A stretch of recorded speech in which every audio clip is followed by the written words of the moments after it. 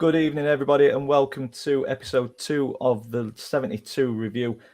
Joined by PunkChef41 and Ian Bradley, as always. PunkChef41 got a YouTube channel. Tell the viewers all about it. Sheffield Wednesday fan that talks mainly about Sheffield Wednesday on the channel. It used to do a lot of other things. This week, the channel hit 1 million views overall of the channel. So beautiful. I don't know where all that came from, but thank you for watching a 34-year-old ramble about his club. But yeah, YouTube, it's Wednesday, Talking Wednesday podcast as well, and that Dirty Boxer channel. We talk Wednesday there. And yeah, just enjoying the ride of League One again. Wish I didn't have to. Congratulations on the mill, mate. Well deserved. Cheers, thanks, mate. And below me is Ian Bradley. He's a bit of a ground hopper, but a Rotherham fan, so he covers the Championship in this show. It's done a vlog for Over the Bar, a YouTube channel that is linked in the description. Tell us all about it, Ian. Over the Bar is just a channel, YouTube channel and website that's just dedicated to the EFL, all three divisions. And with me being retired and a committed ground hopper, you might see me on the YouTube channel pop up anywhere in the country, regardless of which league it's in. I did a good one yesterday from Gresty Road from Crewe, which we'll talk about later. But yeah, just a general football fan, but Rotherham season ticket holder. Ian, on your ground hopping, how many clubs have you got ticked off out of interest? Well, ground hopping in general, I'm on 70 out of the 92, which is including the Premier League, obviously. But it's not bad. There's still a few I'd like to get to. Early in July, I went up to Scotland to try and start there. And my first Scottish ground was Hibernian, but I saw them play Clyde in the Scottish League Cup. And I've recently chalked York City's new ground off, which is a new one from when they moved from Bootham Crescent, and they're in the National League now. So, yeah, I'm hoping to get there, but time's running out because I'm 60 now, so who knows? Plenty of time. Plenty of time, Ian. Yeah. Don't be talking like that. Yeah. So, if you are new to the show, we're pretty new to this show as well because it's a totally different setup to what we did last season. But this season, we've got Ian, who's obviously in the Championship with Rotherham. We've got Jake, who's in League One with Sheffield Wednesday. And you've got myself, who covers League Two with Doncaster Rovers. So we're going to go around all three divisions. Obviously, Rotherham's game postponed today. We'll go into a little bit more detail on that in a second. But we'll touch on a few Championship games, then go to League One, and then finish with League Two. Get your comments in, as always, and we'll try and go through as many as we can. We've got three in what we will look at before we get started. Luke at AFC, hi. Good evening. ATID, we have got his pretty regular commenter. Can you think where he fits or he gets to the Fleetwood bit? Yeah, Captain Pugwash. Everybody hates it. So match day 2 and Plymouth have been found out, conceded to a guy called Batty who celebrated to Captain Pugwash. Yeah. Wow. And then only good thing was I was able to tick off a ground 72 and 73 as I parked in Blackpool's ground. So similar to your numbers there, Ian. So that's good. A bit better than me. I need to have a look, see what I'm on. I think I'm on about 40, maybe something like that. And then we've got Nat, who's pretty regular. Evening all. Good evening, Nat. So let's get started. Let's start in the Championship, and we will start obviously with the postponed fixture, Coventry against Rotherham. Ian, tell us about that postponement. Why did it happen? Because not everybody's into Championship football. Who might not know what's happened here. Well, Coventry's ground, the Ryco Arena or whatever they call it, I think it's the Coventry Building Society Stadium now, was used for the Rugby Sevens in the recent Commonwealth Games. And they had a deal with the Commonwealth Games organisers about 3-4 years ago that they were going to use that stadium.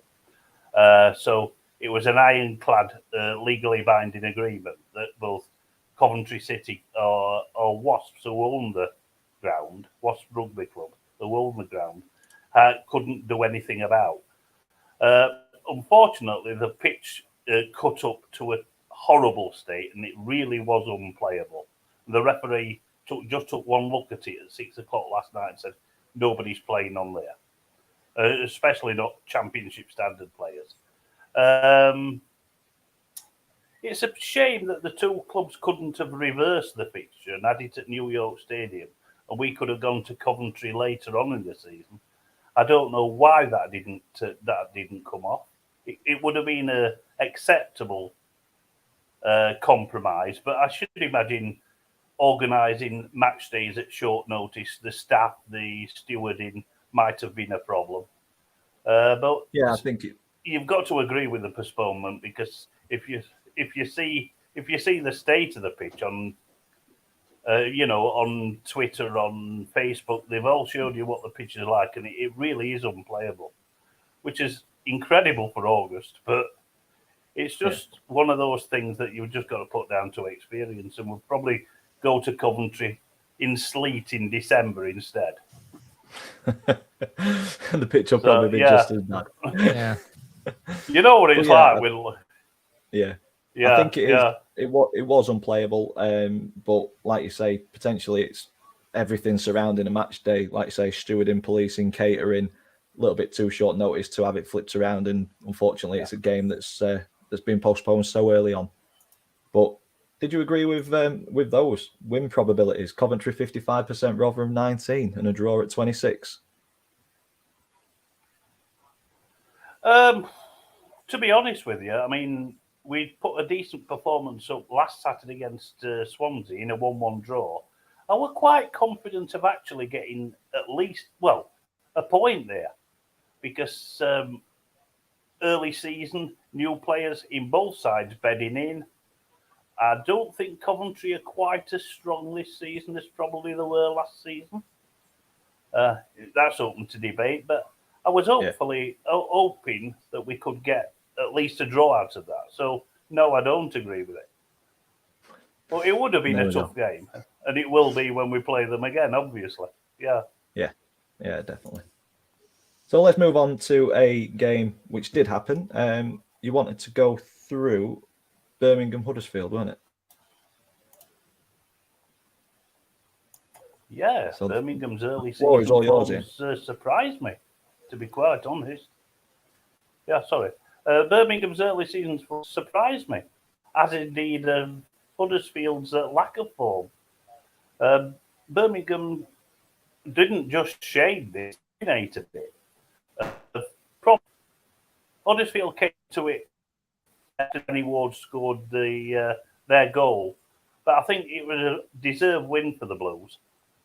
Good stooping header from Scott Hogan to start with early doors.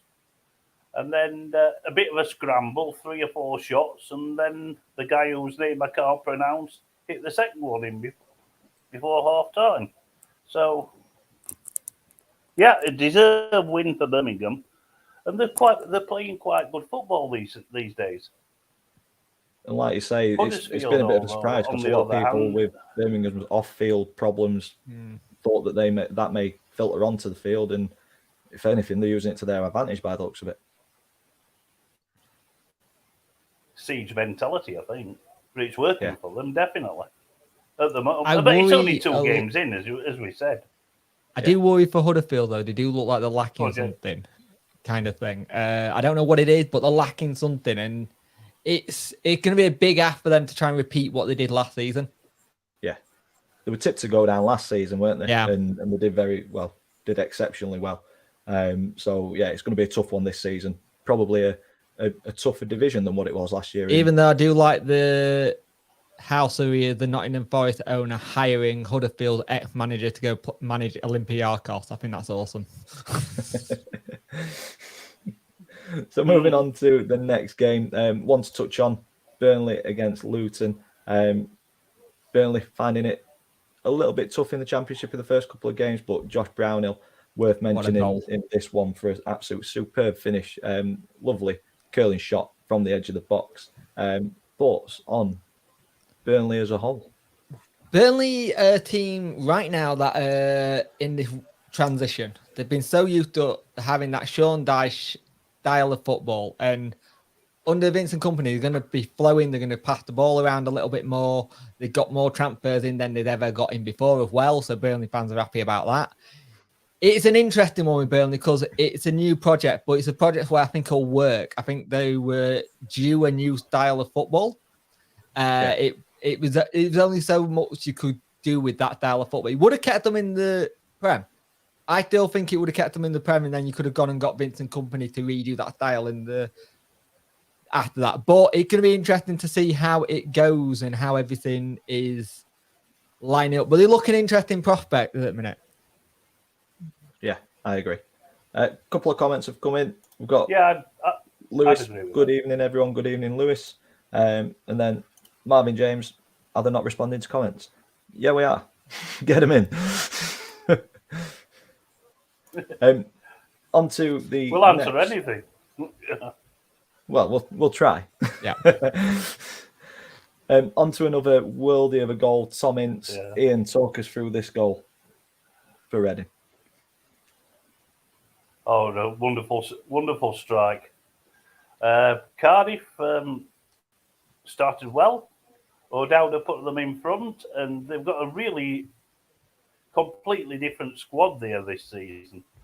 And they seem to be playing more football. But Reading got into the game, and Shane Long scored his first goal for Reading in about 11 years on his return with a penalty. Well, I say a penalty, and Tom Ince, the manager, have got a cracking winning goal. But it seemed a fairly even affair that could have gone either way. But I still think Reading aren't the real deal this season. I still think they'll struggle.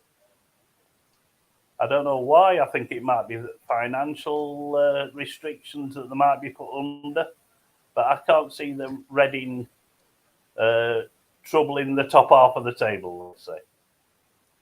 I only ever see Ince as the manager as someone who comes in to just get that last little bit of fight to get him out of places. He's never really been given the proper opportunity yet, which hopefully this is it. But at the same time, he doesn't. When he speaks to like after games, he doesn't talk like a manager. If that makes sense, you can tell he's not done the job for a while. If that makes sense. Yeah, I'd agree with that. And he's been out of the game for so long. Been out of the day-to-day running of clubs for so long.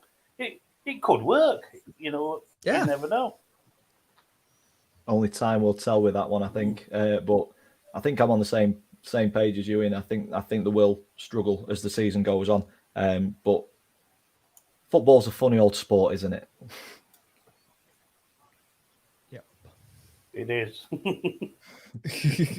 Yeah, so we'd all be millionaires if everything went according to form. Well, yeah, true. I think maybe 4 teams let me down for 12 grand yesterday, unfortunately. But it is what it is. There's only one winner. You could have stopped doing the overtime then. Yeah, exactly. So moving on to Blackburn, I'm wondering. I don't know what's going on because we're only seeing 2 or 3 comments. Certain comments. The last comment I saw was, are they not responding to comments? We said yes, and then I don't think so. So we are definitely responding to comments. Not sure what's going on with that, but we will power on through. So Blackburn started absolutely superbly. Brereton Diaz, is he going to be here come the end of the transfer window? A lot of teams are looking at him. For Blackburn's sake, I hope he is, because it'd be nice to see them follow what Forest did last year and get back into the Premier League. But Blackburn, first time that they've won 2 games at the start of a season in a quarter of a century. So very, very good start for them. Any thoughts on this game, gents? Swansea do not play well with wing backs. It's just not working. It's not working at all. I don't know what this whole obsession is with some of the Crawford modern managers to do wing backs. We don't do well with it. It's weird. They're not looking like they're there yet. They will be once it's all in. It's only game 2, but Blackburn, considering they've had a complete change of manager as well, they've adapted to it a lot better than most, I think, where going forward, and they just look dangerous at the minute. I'd agree with anything to add on that, Ian? I'm a big fan. I'm a big fan of Smodics, who they got from Peterborough. because he started at Colchester and looked good there and got a move to Peterborough, and he seems to be seamlessly moving through the EFL, and he looks a good buy, and he's a really good goal threat from sort of like centre mid attacking midfield, and I think he might turn out to be one of the signings of the season. As far as Swansea are concerned, all this possession base, they got 71% possession again. They had 72 against us. It's not the possession, it's what you do with it. Exactly. You can only be patient for so long before the panic button starts to go. But they're a fine side, Swansea, and it's just they'll turn this round, and that I'm convinced. I think they'll turn the form round. They just need some more NK Don players, and they'll be fine. Yeah, exactly that. And to finish off in the Championship, Ian, you wanted to talk about Sheffield United, the South Yorkshire connection with Rotherham not playing this weekend. The floor is yours before we move on to League One. Yeah, it looks like the Blades have clicked into gear a little bit. It was a lot better performance than their opening day defeat.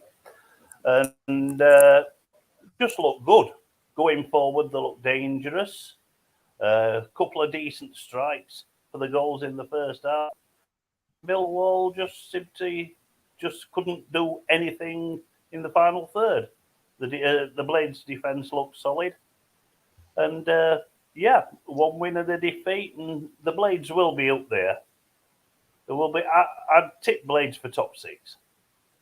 They do look good and also Bramall Lane's quite imposing place to go and play, and I think their home record will probably be really good this season. Yeah, and if they've got a good home record and try and avoid defeat wherever possible away from home, then I'd agree top 6 for Sheffield United. Jake, I know the fierce rivals of yours, but would you agree with that assessment of Sheffield United? No comment. We'll have a quick look at the table. 2 games in, obviously it means absolutely nothing. Blackburn Rovers top, great start. They're the only team in the Championship with a 100% record at the moment. Sunderland started life in the Championship fairly well. 4 points. Burnley, Birmingham, Hull and Sheffield United make up the top 6 as it stands. Moving down to the bottom 3. Huddersfield, we've already said it, we do have slight concerns over them, and have they got enough to turn this early poor form around? Bristol City and Swansea make up the bottom 3, but yeah, it's. I will say Norwich City should have had a pen, and it should have been a red. Yes, that was a horrible tackle. Very similar to Liam Ravenhill's the week before for Donny. It's one of those where he's won the ball, and the follow through in today's game, the follow through is what determines what colour card it is, unfortunately. And I think I'd agree. Probably Ravenhill got away with one against Bradford, and Wigan got away with one against Norwich as well. So that is the Championship done and dusted. Yeah. We're getting a few more comments coming through. ATID said yes, they are. We are replying to comments as much as we can. YouTube's having a mare. 65 watching at the minute. 85 now. This is great. Thank you for the support, guys. We really appreciate it. Won't say that we've gone mainstream quite yet.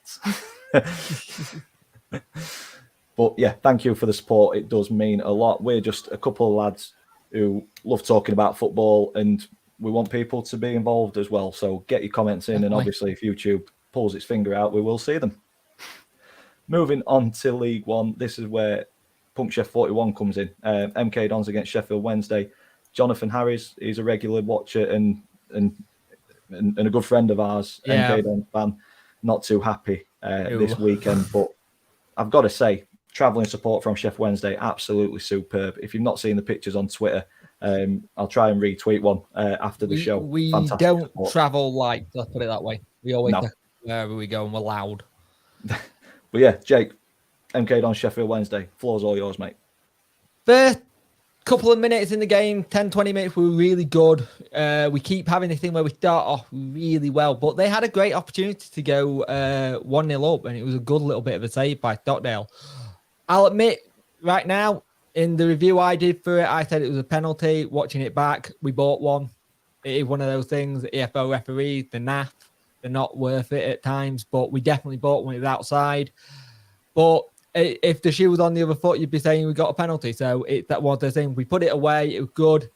But then second half seemed to be our downfall a little bit, because we seem to have it where we just switch off and teams get an absolute rollicking from managers. It happened versus Pompey last week. It's happened again here, and it got to start. We've got to start bringing things into a bit more clarity. If it wasn't for David Stockdale, we could have lost that quite easily. Stockdale are pulling off some amazing saves and just showing him why he was 18 clean sheets last season.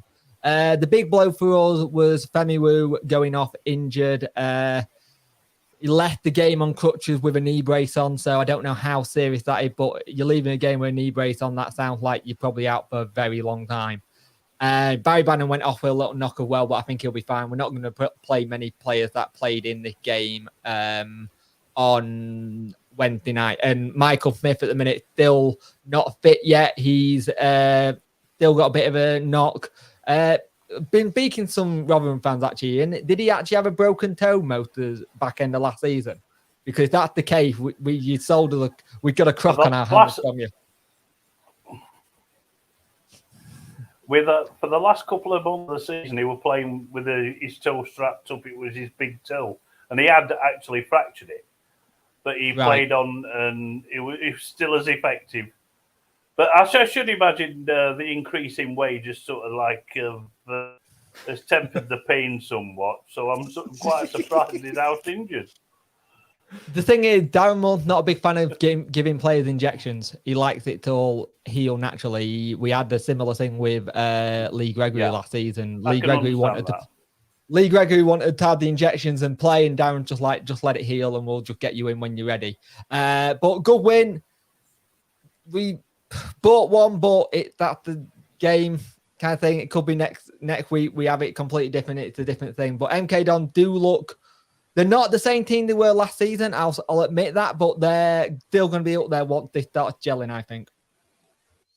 Yeah, they just don't want to be playing catch up too soon. And they lost Will Grigg to injury and Holland as well, so they didn't have a good one on the injury side. Yeah, but like you say, you've bought one a little bit. I don't think. Go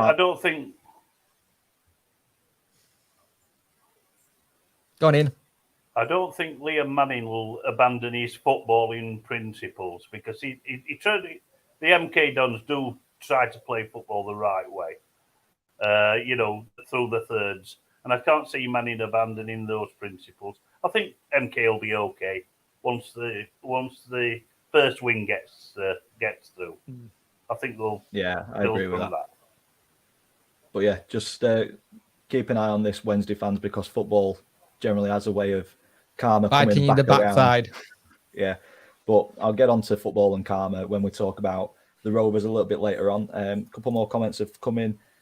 ATID, always enjoy these. You can rant about your club and have an unbiased opinion in return. It's great. We do try to remain unbiased. We've obviously got our own biases. I'm biased towards Rovers a little bit. Jake will be slightly biased towards Wednesday, as will Ian towards Rotherham. I think Rotherham on Wednesday are rubbish. They may disagree. But no, we do try to remain as unbiased as possible. And George Colliver, I'm here for this episode now. Poor performance from the Rovers on all accounts yesterday. Yeah, we will get on to League Two, but we've got a bit more of League One to cover with Jake and Ian. We will move on to Peterborough, who have started life in League One very, very well. Ian, do you want to take this one, mate? Well, Peterborough are a little bit like ourselves, which is a really, really strong League One side, with loads and loads of attacking options. I mean, Johnson Clark-Harris didn't score in this one, which was quite a surprise. But it looks like they put a poorish Morecambe side to the sword pretty comfortably. Some of the goals were decent, I must admit. And Posh probably, I would say probably top 3, if not automatic promotion. They do look that strong. Coming back from 2 goals down last week to win 3-2, and then a 3-0 home is a pretty good start in anybody's estimation. That. So I think Grant McCann as the manager will be as well. there or thereabouts. Yeah. Who's been there and done it? Yeah, definitely. One of my favourite managers. Watching the Rovers over recent years, I think you're guaranteed attacking football, and it's one of those where if the other team's going to score 3, we'll try and score 4. So I think in League One, Peterborough are going to have a very fun season of watching football. On to the next game, Forest Green against Ipswich.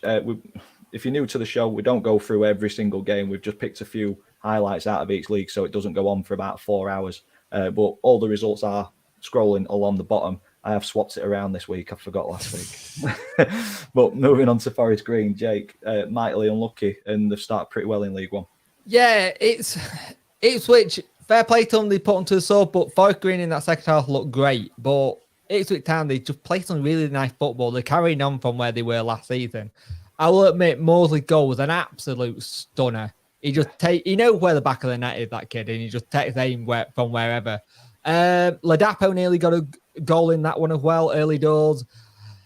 Marcus Harness goal, a little bit unlucky for Forest Green, but Forest Green came back and they played some really good football, and they should have probably have it 2-2 with that goal that was rolled off. But Forest Green, I don't think they're going to struggle as much as people think now, seeing them play a couple of games. They look well. They just signed Connor Wickham as well, which is a cracking signing for them. If he can stay fit, he could be incidental for them. And they play some good football when they get going. And it's nice to see a team come up from, and I think you can say the last 2 seasons, really, last season and this season, the teams that are coming up, they're not your old school League 2 team from back in the day where it would just be pump it long. And I don't think League 1 and League 2 is that anymore. We play football now in these leagues. It's nice to see. I don't know. We were pumping it long yesterday. But no, I think they play decent football. And I thought they were mightily unlucky yesterday against a decent Ipswich team. And as much as Mo Wenty fans are not looking for, I'm actually looking forward to crossing them off my list. Yeah. ATID, he's happy if we skip Argyle this episode. Michael Cooper had our best chance of a dire second half. Referee yet again beyond poor, but he wasn't the reason we lost. And ATID is normally pretty balanced with his assessments of games, but for you, we won't touch upon Plymouth today. Don't worry, we don't have any Captain Pugwash music. Definitely not. Doncaster on tour in the chat. Welcome Limbs yesterday. Definitely, we will get onto that shortly. But we will move on to Exeter against Port Vale. Here we go. Exeter, a fantastic start to the season for them. Ian, do you want to talk to us about Exeter 4, Port Vale 0? Both teams got promoted last season. I was quite surprised to see Vale taking a hiding. Exeter didn't look really that good in the first game. They got a point, but they didn't look good. But some of the goals, and that Brown, the striker, he certainly knows where the goal is. Some really, really good attacking moves. I know one were a penalty, but it just seemed as though they had Port Vale's number from virtually the kickoff. A brilliant start from, though, 4 points from the first 2 games. I should imagine Mr. Taylor, the manager, is quite pleased with that. And it's a long way for any visiting side to go down there to Exeter. Yeah. I mean, I know how long it is. I once went for a Rotherham game on a Wednesday night down there. And I didn't get back home well about 8 o'clock on the Thursday morning. Yeah, and that's when the side stand, where the new stand, used to be a big grass banking. So you can tell how long that was, long ago, about late 70s, I think. Yeah, to be fair, he took Orson Cart back. But yeah, Exeter started. Yeah, we didn't go in an Orson Cart. We did have motorised transport in those days. But yeah, good start for Exeter. Very good start for them. Yeah, I think it's worth mentioning. It's more than worth mentioning. Exeter City funding a women's team. That was mentioned on the EFL show last night. It's like 25,000 they put towards sorting it, and I think that before they even the Euro started. They were already planning that anyway, and I think that's something that got to be more in. Like Doncaster Rovers are very well known for having a very good women's team. Ours is separate from the club. It's self-funded by the ladies team themselves. Something I wish the club would get more involved, but maybe we think like this, it changes people's minds in the club to go, you know what, we need to support this a little bit more. Yeah, I think the landscape's definitely changing and changing positively, in my opinion. Yes. And the final game for League One. Agreed, completely agreed. I think Jake wanted to mention Bristol Rovers and Burton. Worries for Burton. Bristol Rovers absolutely spanking them in the first half. Talk us through this one, mate. That red card just killed it before they even got started.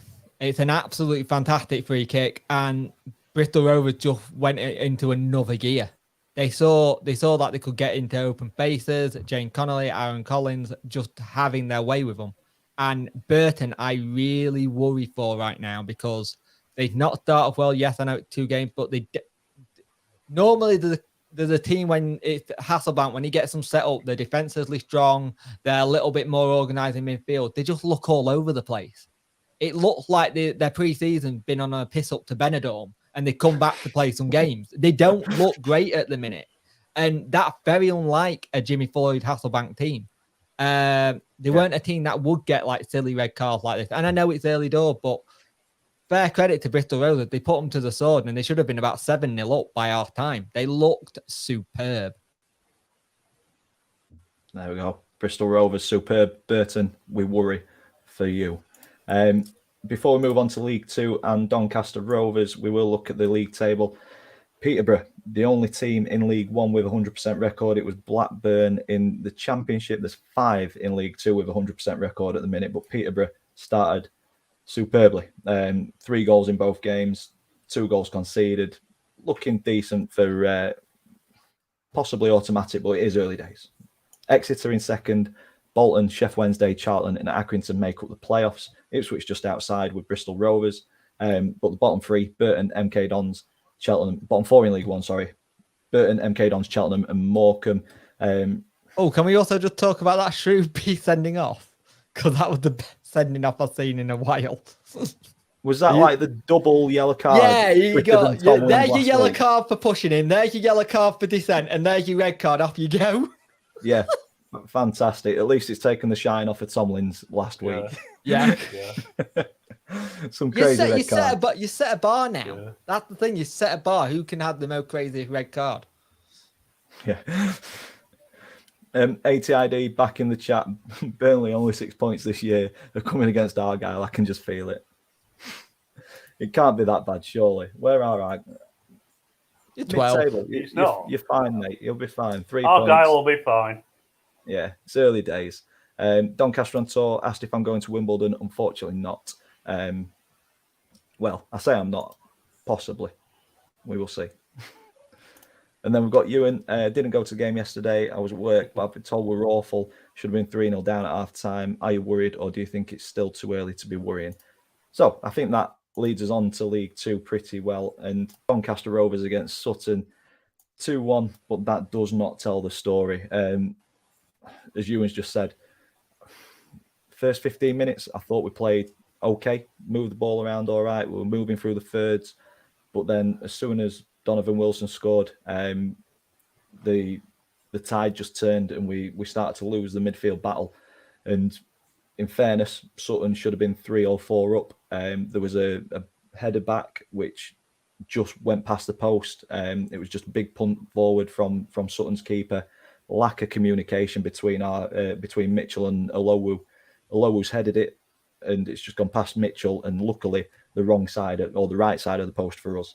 A couple more opportunities for Sutton in the first half, and like I say, could have been 3 or 4-0 up. And I think had we been still in League One, we would have been put to bed in 45 minutes. But the difference that I find this season to last season is fight and determination and togetherness for the team.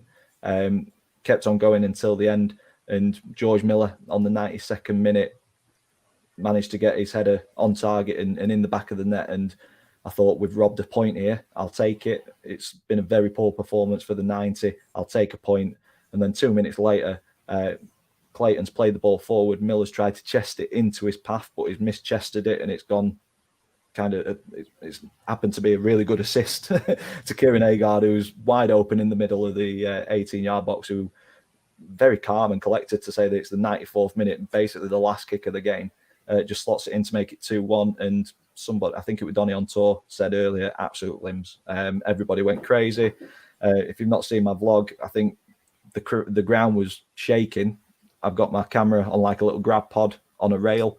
It actually vibrated and kind of fell over. So just the roof was lifted off of it. And yeah, we'll take the 3 points, obviously, but I think we need to be much, much better in future games, because had we been in League One or up against a more clinical team, we'd have been out of sight at half time. And I think we need to address that. But on the balance of things, it looks a fairly even game. I think that covers it. On to other games in League Two. Obviously, Ian, Kieran Agard.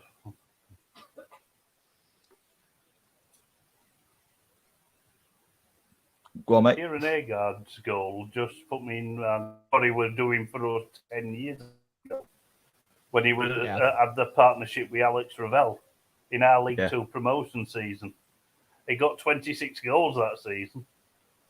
And it just, this season. Seeing him stroke that in with his left foot. Yeah, seeing him strike that in with his left foot just brought back so many memories of what he used to do for us. Yeah. Doncaster on tour. We should start with Agard, with Miller next game. Hoof ball to Andrews doesn't work. I think it depends what team we're up against, to be honest. Yesterday it just didn't stick for Andrews. It was put up to him, but his headers were inaccurate. It just wasn't holding it up enough. But I think against a less physical team, I think he could have a lot of joy. But we will see. And Ewan saw Bradford fans giving it the big one on Twitter at half time, and they went and bottled it. I think that's probably the best place to go next. Bradford against Barrow. Down one down. There we go. There you go. I will find it. So Jake, Bradford. Barrow just look like they belong, don't they, at the minute? They fitted in really well, some really good goals, and they don't give up. They just don't give up, and that's something you want in League Two. And there's a fight about them that I like. There's a fight about that. You get certain teams that you don't support, but you see them play and you go, I like them. I'll keep an eye out for their results. Barrow are turning into that team for me. They really are, because they just play some lovely football. And much of Bradford are good. Don't get me wrong, they are a good team. They're not there yet. They seem like they're playing catch up already on themselves. Good to get it to 2-2, but Barrow just didn't give up. Yeah, I think Bradford will come good. I think they've just got to gel. I think maybe. Do you think expectation? I mean, a lot of people had them tipped for title contenders, top. I think 3.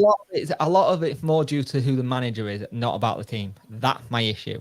I think a lot of it is about Mark Hughes as our manager. We've got a world-class manager. We're going to get this done. I don't think people are looking at it as a team, because they've got a lot of players in there that need to gel.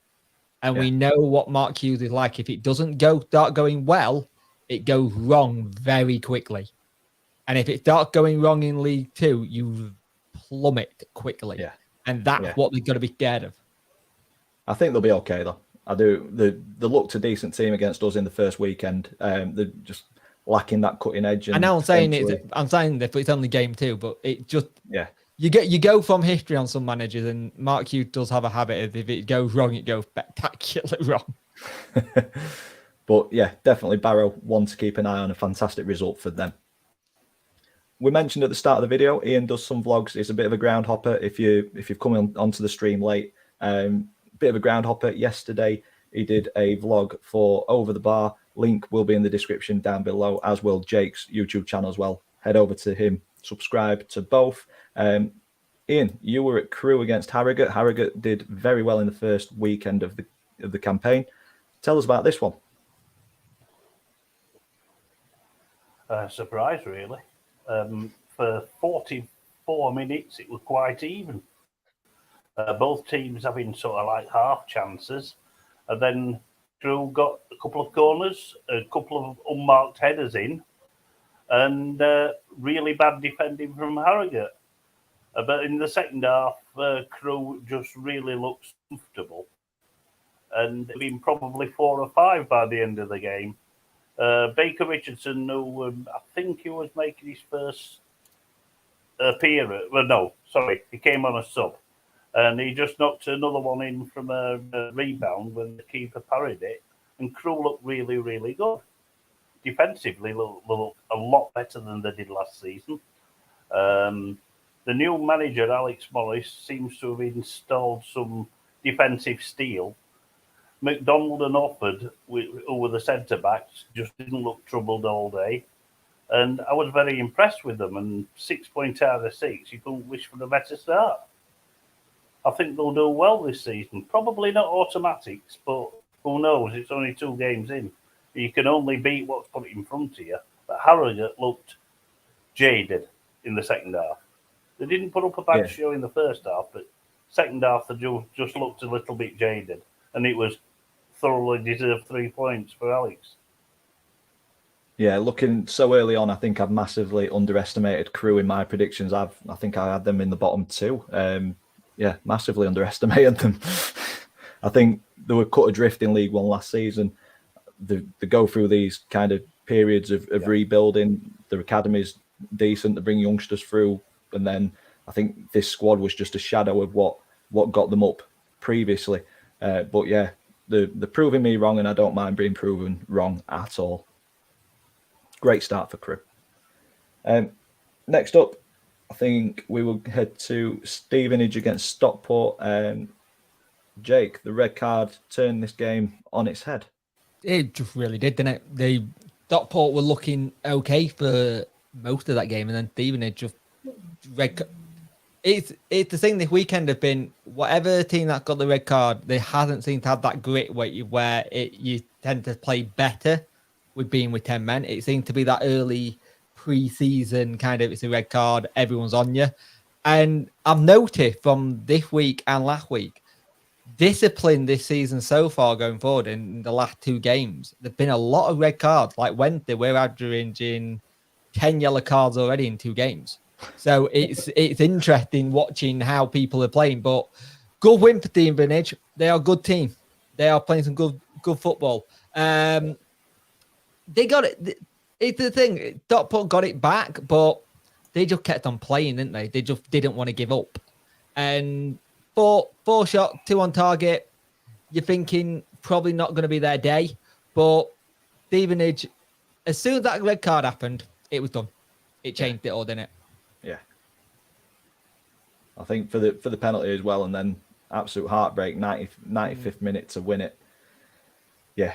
Stevenage, one of those to watch out for. Love him or hate him, Steve Evans has got Stevenage ticking over quite nicely at the minute. Annoying. And we will finish off with Hartlepool against Wimbledon. Hartlepool shipped 4 goals in the first weekend. Wimbledon looking to bounce straight back into League One at the first time of asking, and Hartlepool stood firm in this one, Ian. Yeah. They have the majority of the play too. But Wimbledon's 2 clean sheets in the first 2 games is pretty decent going. I think Johnny Jackson will be happy with a point there, especially as Hartlepool had a point to prove after getting stuffed in the first game. So, yeah, I think probably on as even is fair. But I think Wimbledon will be more happy than Hartlepool with the point.